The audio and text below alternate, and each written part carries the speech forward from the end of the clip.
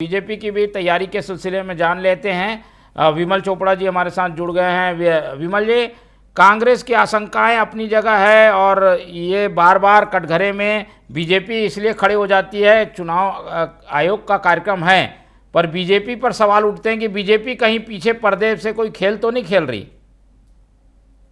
देखिए मोहन जी, ऐसा है कि भारतीय जनता पार्टी एक सशक्त राजनीतिक दल है और कांग्रेस जो है वो अपनी विश्वसनीयता खोते जा रही है और जनता के बीच अब कांग्रेस का जो है कोई महत्व तो नहीं रह गया है, ऐसा लगता है। कोई भी राजनीतिक दल यदि उसको चुनाव लड़ना है, लोकतांत्रिक प्रक्रिया में भाग लेना है, तो सर्वप्रथम ये जरूरी है कि मतदाता सूची जो है वो अपडेट होनी चाहिए। और चुनाव आयोग जो कार्यवाही कर रहा है और उसने हर पार्टी के पीएलओ बनाए हैं, उसमें भारतीय जनता पार्टी का भी है, कांग्रेस का भी है।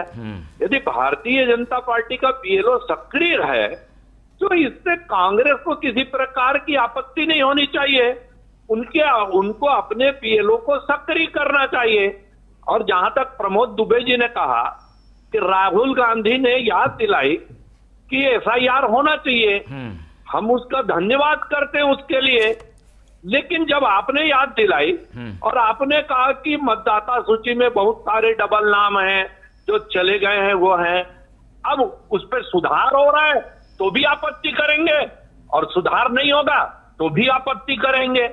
बड़ा विचित्र बात है और जनता ये समझ रही है और एक एक आदमी जानता है कि मतदाता सूची में बहुत सारी अशुद्धियां हैं और उसको ठीक करना बहुत जरूरी है।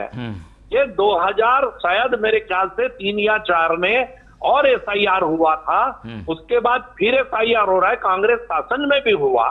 तो एफआईआर की प्रक्रिया चलती रहती है लेकिन बड़े लंबे समय के बाद होती है। इसलिए बहुत सारे मतदाता जो मृत हैं, चले गए हैं, किसी के डबल नाम है, वार्ड बदल वो हैं, तो उस सूची को शुद्ध करने का काम जो है ये चुनाव आयोग कर रहा है। आप देख रहे हैं बंगाल में क्या हो रहा है, आज हजारों की संख्या में लोग जो है बांग्लादेश वापस भाग रहे हैं। तो एफआईआर का एक डर ऐसे लोगों के मन में बना है जो अवैध रूप से घुसपैठिए होकर के भारत में आए हैं और जिनको वहां की सरकार ने संरक्षण दे करके मतदाता सूची में जुड़वाने का काम किया है। अब वो जांच हो रही है तो वो जेल जा सकते हैं, इसलिए हजारों की संख्या में भाग रहे हैं। ये बहुत अच्छी बात जो इस देश के लिए हो रही है कि घुसपैठिए भाग रहे हैं, लेकिन वहां आपत्ति कौन कर रहे हैं? कांग्रेस और ममता बनर्जी। एफआईआर बंद हो, एफआईआर को अभी रोक देना चाहिए, क्योंकि उन लोगों ने जो अवैध मतदाताओं के नाम जोड़े हैं, जिसके आधार पर बंगाल में आज तक चाहे कम्युनिस्ट हो, चाहे कांग्रेस हो और चाहे ममता बनर्जी हो, चुनाव जीतती रही है।